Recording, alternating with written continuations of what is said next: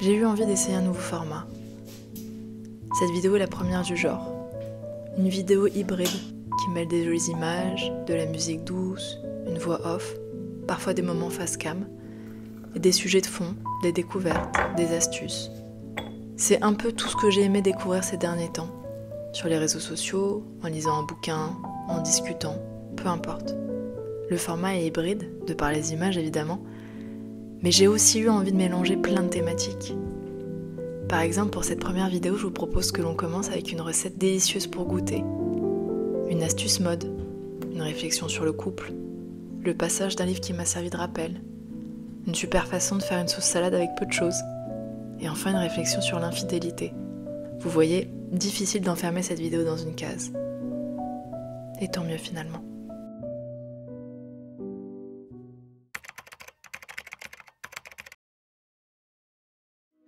Il y a quelques temps, j'ai vu passer une recette bien sympa et assez simple à réaliser sur le compte de Sam, Elsie Lalou.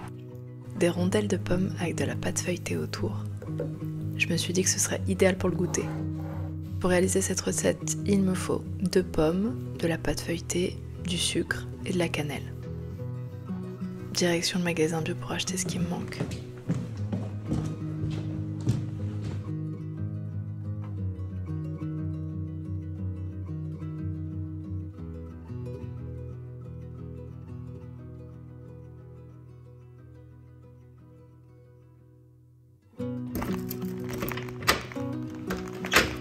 Que tu fais?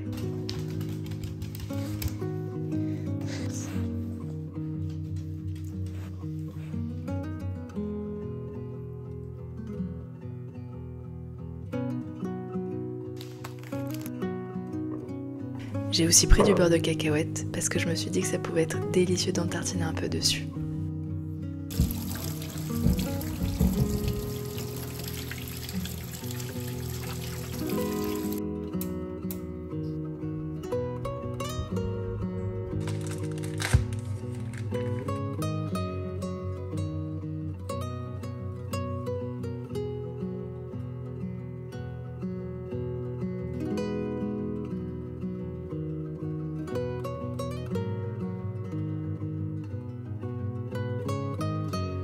Je commence par couper la pâte feuilletée en lamelles,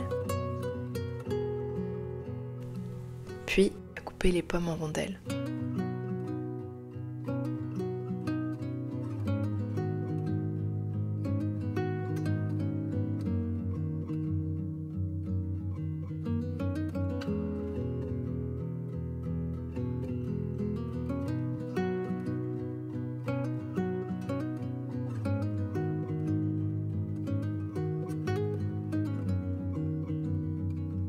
Il suffit ensuite d'enrouler la pâte feuilletée, mais ça avait l'air beaucoup plus simple sur la vidéo de Sam.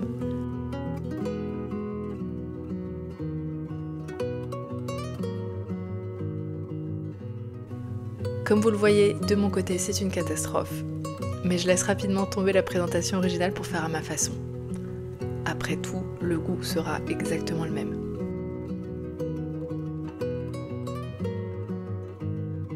On dirait des petites momies, vous trouvez pas ? J'ajoute ensuite une pincée de sucre et un peu de cannelle. C'est parti pour 30 minutes de cuisson à 180 degrés.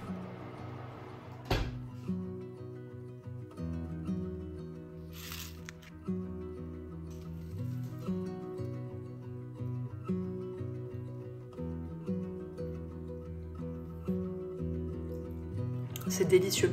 Il y a le côté croustillant avec la pâte feuilletée et à l'intérieur c'est tout moelleux avec la pomme et la cannelle. Magnifique. On passe maintenant à une astuce mode vue sur de multiples comptes dédiés. Maintenant j'aimerais vous montrer une astuce toute simple pour raccourcir un pull trop long et changer instantanément la silhouette.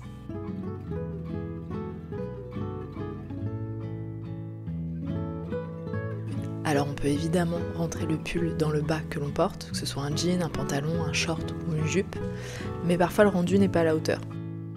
Et c'est encore plus compliqué quand on veut porter un pull par-dessus une robe. Alors évidemment, il y a l'astuce de la ceinture, mais je vais vous montrer comment faire autrement. Il suffit d'ajouter un soutien-gorge ou une brassière juste en dessous et de coincer les bords du pull sous l'élastique. C'est hyper simple, très confortable, plus qu'une ceinture je trouve, et on peut varier les looks avec un seul et même vêtement. Et ça, c'est très très cool.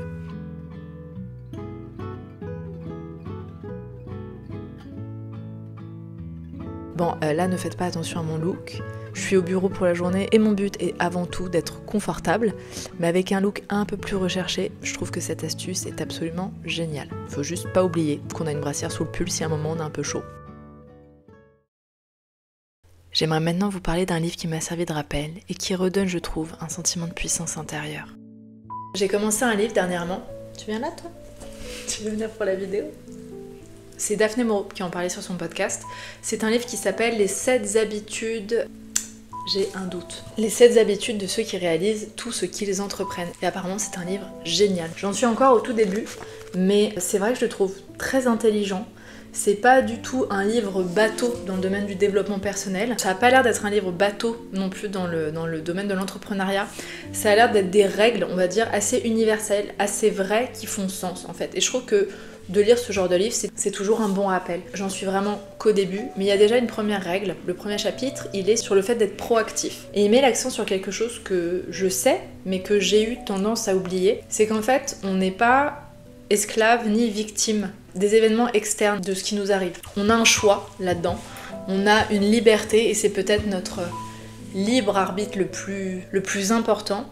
C'est que quand quelque chose arrive, quand un événement externe, quand une parole, quelque chose nous arrive, qu'importe ce que c'est ce qu'on appelle un stimuli, on va avoir le choix de notre réaction. On a le choix de laisser parler une part de nous qui est complètement, je dirais, une part instantanée qui va être de l'ordre de la réaction, peut-être la plus naturelle parce que la plus vive, celle qui sort instinctivement, celle qui sort de nous le plus naturellement, mais c'est pas forcément la meilleure réponse, celle qui nous facilite le plus la tâche ou qui nous rendrait le plus heureux. Nos réponses aux stimuli, aux événements, aux personnes. Ça peut être dû à une blessure, à une incompréhension, ça peut être dû à un schéma que l'on a déjà vécu. Et là, en fait, où on a cette nécessité à être proactif, c'est qu'en fait...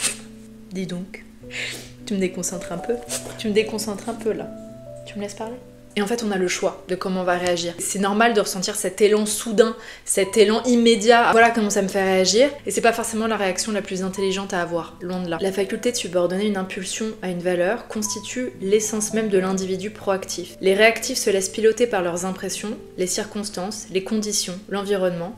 Les proactifs se dirigent en fonction de valeurs auxquelles ils ont sérieusement réfléchi, qu'ils ont sélectionnées et qui sont devenues des valeurs internes. Ils restent toujours influencés par les stimuli extérieurs, physiques, sociaux, psychologiques, mais leur réponse à ces stimuli, qu'elle soit consciente ou non, constitue un choix ou une réaction fondée sur des valeurs. Eleanor Roosevelt faisait remarquer à juste titre que personne ne peut nous blesser sans notre consentement, ou comme le disait en d'autres termes Gandhi, ils ne peuvent pas nous enlever notre dignité si nous ne la leur cédons pas. Et je trouve ça très intelligent. Alors après, loin de moi l'idée de conseiller, de faire abstraction ou de absolument mettre de côté des réactions qui seraient naturelles face à des épreuves vraiment difficiles. Un deuil, une rupture, un échec vraiment très fort, vraiment très dur, c'est complètement normal d'avoir une réaction qui est de l'ordre de l'émotionnel et de la négativité, de la colère, de la tristesse. C'est complètement normal. Je trouve qu'il faut absolument pas arriver à ce point de contrôle de soi. Je trouve ça très dommage et je trouve ça surtout mauvais. Mais pour d'autres choses, pour d'autres genres de stimuli, pour ceux de la vie de tous les jours,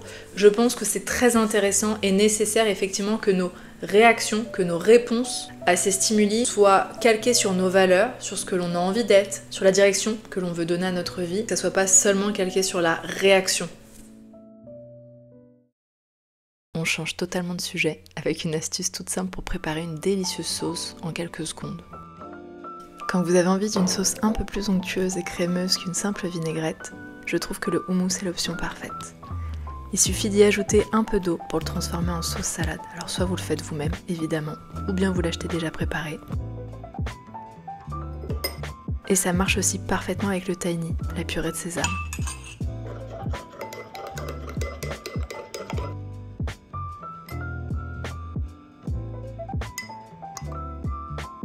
Ajoutez ça à un bowl, vous m'en direz des nouvelles. Passons maintenant à un conseil que j'ai trouvé très pertinent pour gérer les disputes.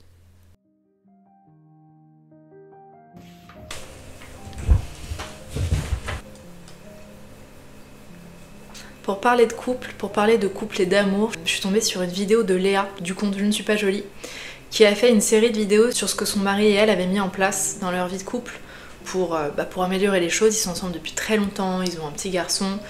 Et j'aime bien parce que j'ai l'impression que ces deux-là ont quand même eu pour habitude de déconstruire pas mal de choses concernant le couple. Par exemple, ils dorment pas ensemble. Un autre exemple, c'est elle qui travaille et lui qui est resté à la maison pour s'occuper de leur fils. J'ai trouvé assez génial à ce niveau-là, d'avoir pu créer leurs propres règles sans avoir la pression de faire comme tout le monde. Et Léa, dans une vidéo, elle expliquait qu'il y avait une règle qui s'était fixée. C'était que pendant les disputes, s'il y avait des reproches, c'était des reproches qui ne devaient être que sur ce qui s'était passé à ce moment-là. Il y a une chose qui est interdite, c'est de faire des généralités, de généraliser ces reproches-là en disant oui, et ça tu le fais tout le temps, et t'es comme ça. Ils ne peuvent parler que du présent, que de ce qui fâche à ce moment-là, de ce qui s'est passé dans ce cas précis, et interdiction de faire une généralité ou de revenir dans le passé. Je trouve ça assez génial parce que c'est vrai qu'on a tendance à enfermer les autres dans des étiquettes quand on fait des reproches. Oui, t'es tout le temps comme ça.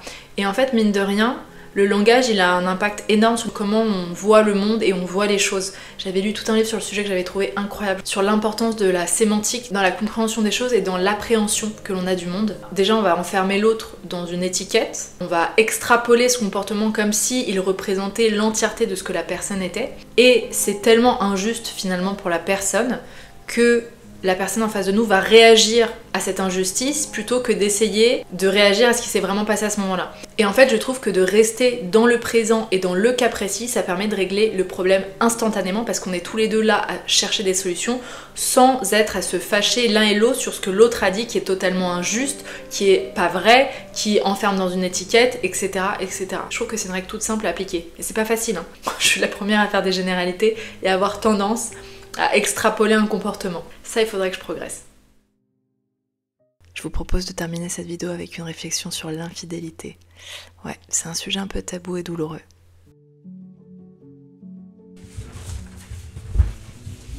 Je suis tombée sur un extrait d'émission sur TikTok, c'est l'émission C'est à vous, qui a invité la thérapeute Esther Perel à propos de l'infidélité. Et j'ai trouvé ce passage brillant et je trouve qu'il représente totalement ce qu'elle a pu écrire dans ses différents livres. Esther Perel, je vous en ai déjà parlé. J'ai lu son premier livre qui s'appelle L'intelligence érotique et elle a écrit un deuxième livre sur l'infidélité qui s'appelle Il me semble, je t'aime, je te trompe, que j'ai commencé à écouter mais que j'ai pas terminé. Et si je vous en parle, c'est pas du tout pour banaliser l'infidélité ou dire que c'est complètement normal et ok, ou que je l'expérimente moi-même, pas du tout, loin de là.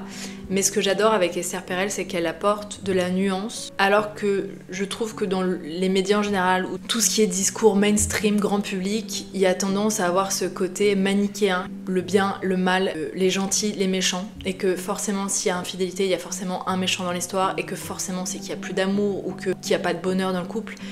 Et je pense que c'est absolument faux de penser comme ça, et je trouve que justement Esther Perel apporte beaucoup de nuances et d'intelligence à ce discours-là. Et dans cet avou, justement, elle explique que quand il y a une infidélité, c'est pas forcément que l'on a envie de quitter la personne avec qui on est, mais qu'on a envie de quitter la personne que l'on est devenue. Et qu'il s'agit souvent finalement de retrouver une partie de soi, une partie que l'on a perdue en cours de route. Et cette nuance, je la trouve très vraie, très intelligente, beaucoup plus calquée sur la réalité de ce que je peux voir autour de moi, de ce que je peux entendre comme histoire. Et Esther Perel, elle a fait 2 TEDx que vous pouvez trouver sur YouTube, je les trouve extraordinaires.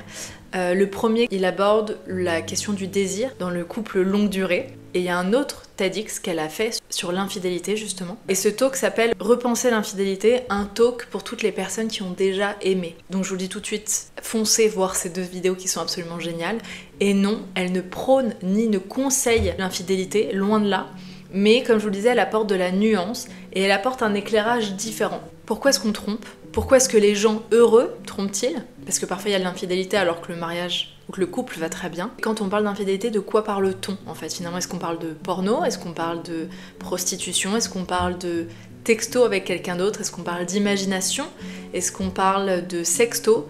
De quoi il s'agit exactement finalement quand on parle d'infidélité ? Est-ce que c'est la fin de la relation ? Est-ce que ça prouve qu'il faudrait mettre fin à notre relation ? Et déjà, elle parle du terme de monogamie qui a complètement changé, en fait, le sens a complètement changé dans le temps. À la base, être monogame, c'était n'avoir qu'un seul partenaire toute sa vie, n'avoir eu qu'un partenaire sexuel, alors que maintenant c'est n'en avoir qu'un seul en même temps. Et quand on parle de blessure d'infidélité, ou en tout cas quand on a été victime d'infidélité, quand la personne avec qui on est a été infidèle, c'est une blessure qui est très orientée vers soi finalement. Dans nos relations actuelles, on veut être unique pour l'autre, on veut avoir toutes les casquettes, on veut que la personne réponde à tous nos besoins et inversement. Et en fait, quand il y a une infidélité, il y a cette prise de conscience que l'on n'est peut-être pas si unique que ça. Et donc vient cette sensation de trahison, de blessure, qui a toujours été présente à travers les âges. Et ça a toujours été mal vu que d'être infidèle. Mais là, maintenant, il y a vraiment une notion de trahison, de blessure encore plus forte, et une blessure qui est vraiment...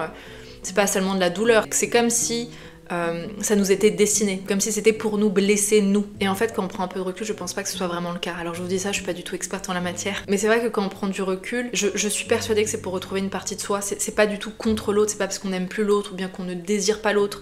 C'est plutôt une recherche personnelle, c'est plutôt une envie personnelle, et c'est absolument pas contre la personne avec qui l'on est. Je sais que c'est dur d'entendre ça, et je sais que c'est en contradiction totale avec ce que l'on peut entendre, mais je trouve que le discours mainstream, comme je vous disais, est beaucoup trop facile, beaucoup trop simpliste, et les relations humaines ne sont pas du tout aussi simplistes que ça. Dans ce TEDx, elle termine justement avec quelques conseils pour les personnes qui ont pu être infidèles ou qui sont victimes. C'est un terme assez fort de parler de victime quand on parle d'infidélité, mais quand la personne avec qui on est nous a trompés, comment réagir en fait, qu'est-ce qu'il en est et comment on peut réagir en tout cas. Est-ce que c'est forcément la fin de notre mariage? Est-ce que la personne avec qui l'on est ne nous aime plus? Est-ce qu'elle est à catégoriser tout de suite dans la catégorie enfoirée affective? Elle explique qu'elle ne conseille absolument pas l'infidélité, au même titre qu'elle ne conseillerait à personne d'avoir un cancer, mais qu'il peut y avoir des très belles choses qui sortent de là et que c'est pas forcément la fin. Je vous laisse aller voir cette vidéo. Esther Perel est devenue assez connue pour parler d'infidélité parce que en fait, dans son premier livre, L'intelligence érotique, elle a un chapitre sur l'infidélité et c'est tout un livre sur le désir dans le couple. Les vraies questions que pose ce livre, c'est peut-on désirer ce que l'on a déjà? Est-ce que l'intimité que l'on a finalement dans un couple est-elle bonne pour le désir? Pas forcément, contrairement à ce qu'on pourrait penser. Ça met aussi en lumière qu'il y a un paradoxe total entre l'amour moderne, ce que l'on attend en tout cas de l'amour, des relations, et le désir, l'érotisme, et comment faire finalement cohabiter nos besoins de sécurité, d'intimité, de stabilité, et en même temps nos besoins d'aventure, de surprise, d'inattendu. Comment faire pour faire cohabiter ces deux besoins-là qui sont assez inhérents à tous les êtres humains? Comment y répondre et du coup comment faire durer le couple? C'est hyper intéressant. C'est un livre que je vous recommande vivement, qui est absolument génial. Je l'ai lu l'année dernière, mon amoureux est aussi en train de le lire, il le trouve génial, très intelligent. Si le sujet vous intéresse, je vous conseille vivement de les lire, surtout de commencer par l'intelligence érotique, et si à un moment vous êtes dans une situation d'infidélité, que ce soit d'un côté ou de l'autre, le deuxième, Je t'aime, je te trompe, doit sûrement être assez intéressant. En tout cas, les deux talks, les TEDx qu'elle a fait sont géniaux. Je vous mettrai les liens pour les visionner juste en dessous de la vidéo. Et bien voilà, nous y sommes. Cette première vidéo du genre est terminée. Vous me direz ce que vous en avez pensé. J'ai hâte d'avoir vos retours. Alors je vous laisse liker cette vidéo, ajouter un commentaire ou même un simple smiley. Ça montrera que vous l'avez regardée jusqu'au bout et qu'elle vous a plu. De mon côté, je n'ai plus qu'à vous dire à la semaine prochaine, ici, sur YouTube, sur Instagram d'ici là, évidemment. Je vous embrasse fort, à très vite, bye bye.